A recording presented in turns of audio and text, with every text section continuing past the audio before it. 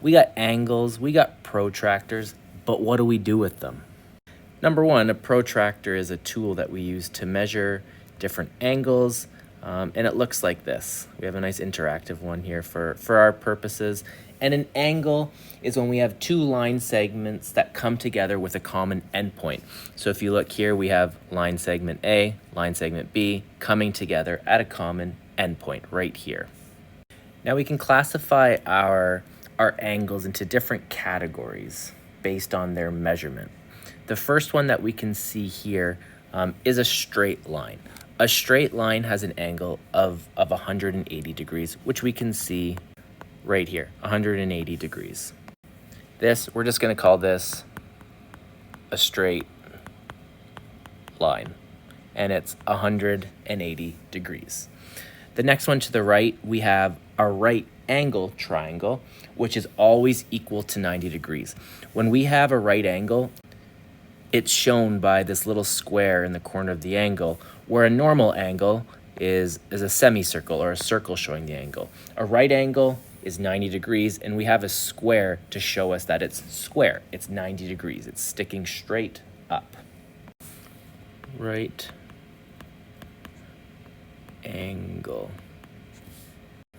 Now the next one on our right here, where it says 360 degrees, this is showing a full rotation. So if we started here and we went all the way around to the other end, we went from one end point to the same end point, we went around 360 degrees, which would also be a circle. And that's what this is showing here, just a full rotation from the top all the way back to the top. Down here we have an acute angle, and what an acute angle is an angle that is less than 90 degrees. So if you see 90 degrees is here sticking straight up, anything from here all the way down to here would be a right angle.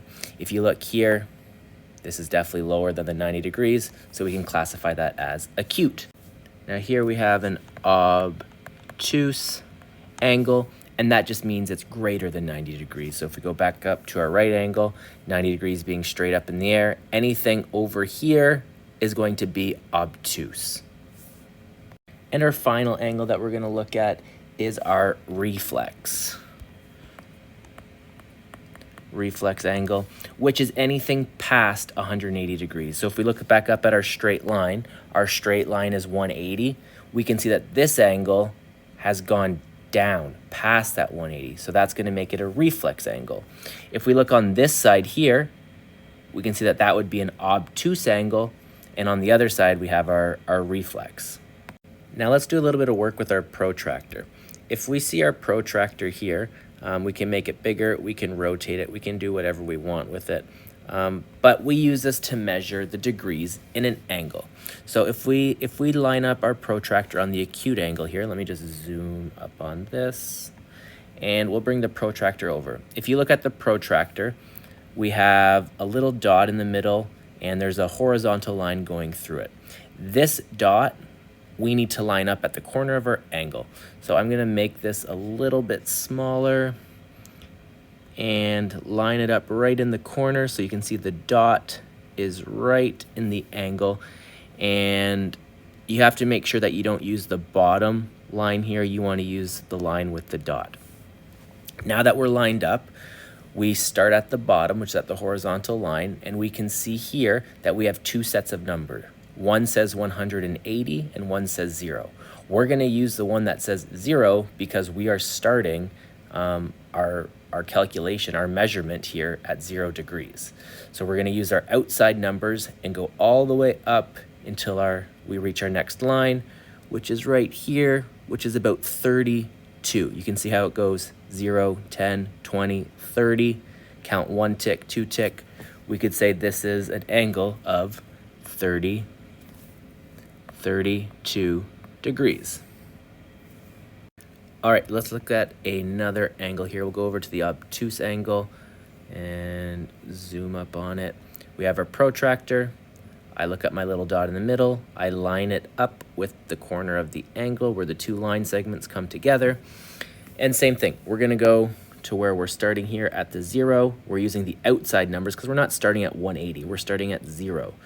0 to 10, 20, 30, 40, 50, 60, 70, 80, 90, 100, 110, 120, and then it looks like 1, 2, maybe 3. So we could say this is an angle of 123 degrees.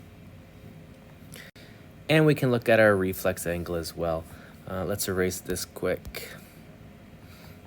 But we can't use our protractor to measure that reflex angle because our protractor only goes to 180. We can only measure the straight line. But if we take this angle, let's see if I can rotate it.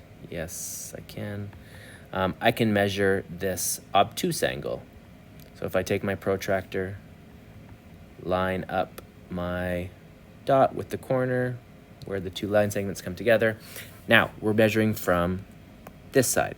So am I starting at 180? No, we're starting at 0. So I'm using the inside numbers. We're gonna go all the way till we get to our line segment, which is right here.